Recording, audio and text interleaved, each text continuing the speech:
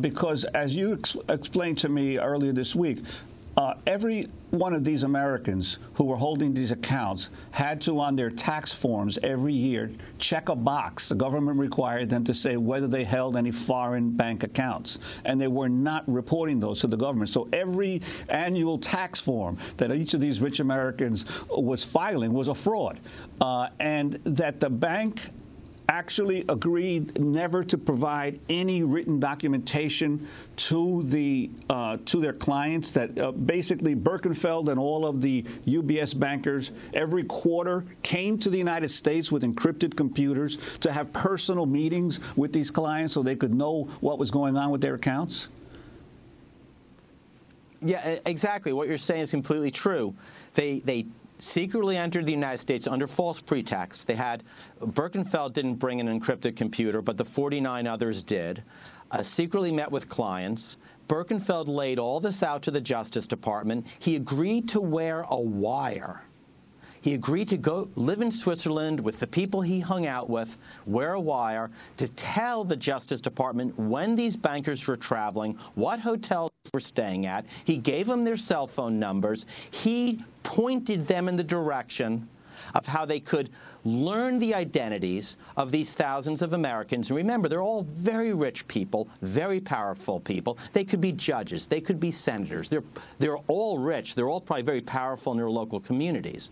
How guilty were they? Just what Juan said. Every year they checked a box that was a lie on their tax form that permitted them to hide millions and millions in assets. Each time they checked that box, they committed a felony.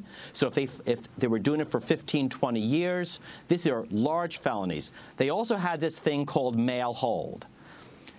The Swiss bank would never send them a letter, so no one could ever track it down. It was personal between that millionaire cheater and the bank.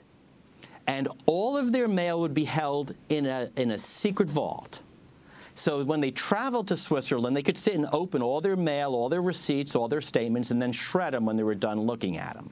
In other words, the bank was actively facilitating the fraud, but each client was actively engaged. And these were not small frauds. These were major frauds by millionaires and billionaires. And right now, the American people don't know who they were. Think of that. 14,000 multimillionaires and we know billionaires had illegal accounts for years.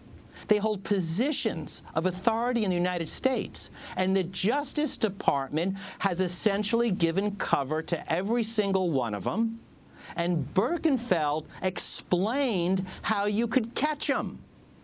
And instead of letting Birkenfeld wear a wire, they want Birkenfeld to wear stripes. Instead of letting Birkenfeld go back to Switzerland and help with law enforcement, they're putting them in jail for 40 months, more than everyone else. I mean, they're sending a message. If you want to blow the whistle on this level of wealthy and powerful individual in the United States of America, be prepared to go to jail.